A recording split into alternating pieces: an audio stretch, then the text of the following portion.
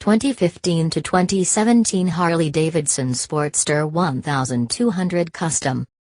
The Harley-Davidson Sportster's roots go all the way back to the 1952 flathead-powered K model. Harley went to an overhead cam engine in '57 and slapped the XL designator on the family. Conventional wisdom holds that the letters come from E's experimental model because that's exactly what it was at the time, a market study to see how well a smaller, sportier product would perform in a market dominated by larger and heavier cruiser-style bikes. I suppose you could call the E experiment a success given that we are still seeing XL models here in 2016. One problem you run into with such a long-lived family is that you can run out of new things to do to keep it fresh, and the 2017 Sportster 1200 Custom demonstrates that Harley isn't quite out of ideas yet, even if it borrows ideas from its own customer base. The 1200 Custom sports the usual narrow L frame and skinny X front end. These designators came to reflect these components after the original XL was named, one normally associates with the Sportster look. In spite of that, the overall look of the Custom is very different from the norm. A fat, 16-inch front wheel and thicker than usual chrome triple tree lend a certain beefiness to the front end that you usually don't see in a sporty.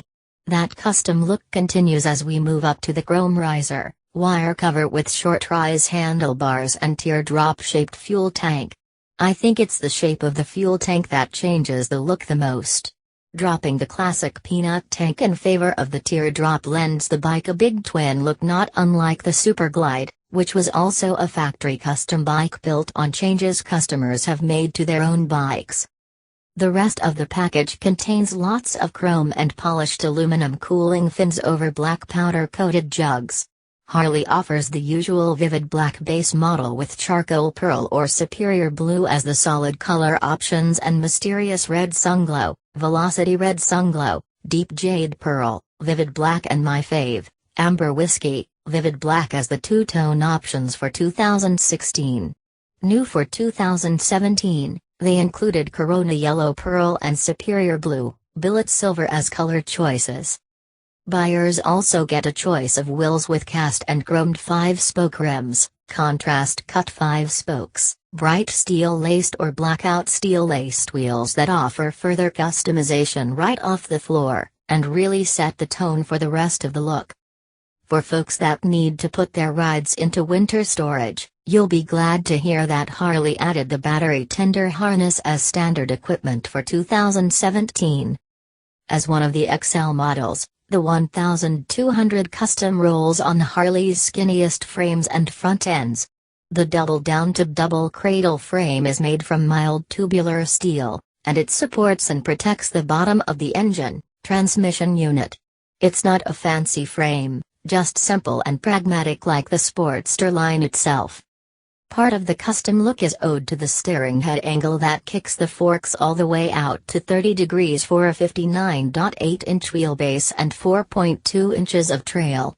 The front forks are plain vanilla, but 2016 saw the addition of cartridge-style forks for better ride quality.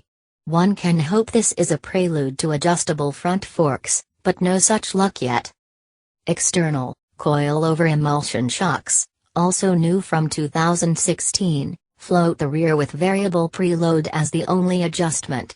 I can't say I'm surprised or even disappointed with the suspension, it is typical for the less expensive bike brackets, but there are so many options available out there that would add a lot in the way of comfort control. Just sayin', Harley. Brake disc diameter got a boost up to 300 mm from 292 mm. And the dual pot calipers run 34 mm pistons to effectively convert lever, pedal pressure to braking power with the help of the zero expansion, braided stainless brake lines. Unladen seat height of the new from 2016 optimized seat design is up around 28 inches tall, so even the shortest riders should be able to comfortably reach the ground from the saddle, and if not, there are always lower shocks to be had. The Evolution Sportster engine has been around for a minute, since 1986 in fact, and while one might be tempted to call it out of date, I prefer to think of it as matured to the point where the factory has it just right. As with the Ironhead, Shovel, Sportsters and even earlier iterations back to 1957, the Evo carries the transmission in a common case with the engine, so you end up with an all-in-one drive unit. The 45-degree mill runs a long-stroke configuration with an 88.9 mm bore and 96.7 mm stroke for a total displacement of 1,202 cc. Self-adjusting hydraulic lifters and external pushrods time the two valve heads, and the 10-to-1 compression ratio should keep you on the middle hook and off the supreme-grade champagne. Electronic fuel injection and ignition control manage the induction and the timing, and help keep emissions down and mileage up around the 48 miles per gallon mark. A 5-speed transmission, no, it can't be GP shifted, keeps the engine in the usable RPM range, and a belt drive sends power to the rear wheel. As usual, the Vivid Black unit bears the lowest price with a $10,899 MSRP for 2016 and only $100 for 2017. The solid color upgrade bumps that up to $11,349, and the two-tone bikes fetch $11,549 for 2017. As far as options go, Harley thoughtfully offers the $395 security feature and $795 ABS along with a $100 California emissions package and $360 freight fee if you need to have the unit shipped cause you couldn't find exactly what you want on a showroom somewhere.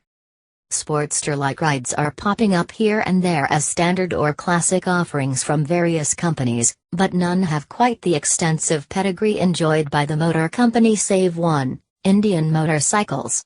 Looking at the current Indian lineup, I noticed they had no direct equivalent to the Sparty, but instead offer a smaller engine model with a look all its own. Let's see how Indian's anti-sporty Scout stacks up against the tried and true HD. Harley calls this 1200 a custom, and that's exactly what it looks like, a customized standard cruiser. In other words, not exactly the same figure a typical Sportster cuts with its traditional peanut tank.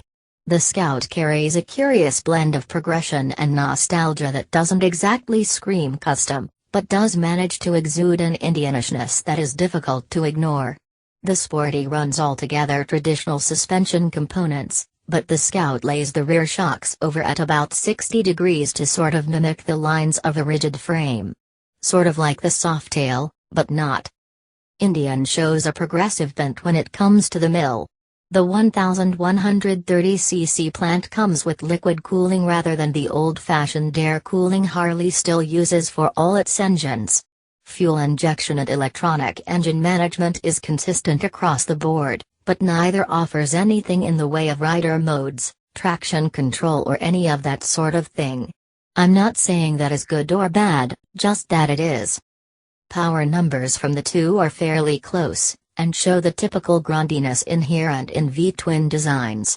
Indian gets a minor victory with 72.2 pound-feet of torque at 5,900 revolutions per minute, a bit more than the 1,200 custom with its 70.8 pounds of grunt, but the Harley comes on earlier with max torque being produced at 3,500 revolutions per minute.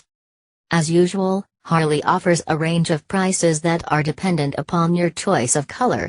Basic Vivid Black will set you back $10,999 while the top of the line, two-tone paint will cost you $11,549.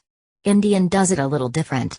It offers the base Scout in one set of colors for $11,299, and the ABS version in a different set of colors for $12,899. Not enough difference to make a difference, and as much as I love my Sparties, the Scout would make a good alternative for someone who wants an American bar hopper but doesn't really dig the Harley scene.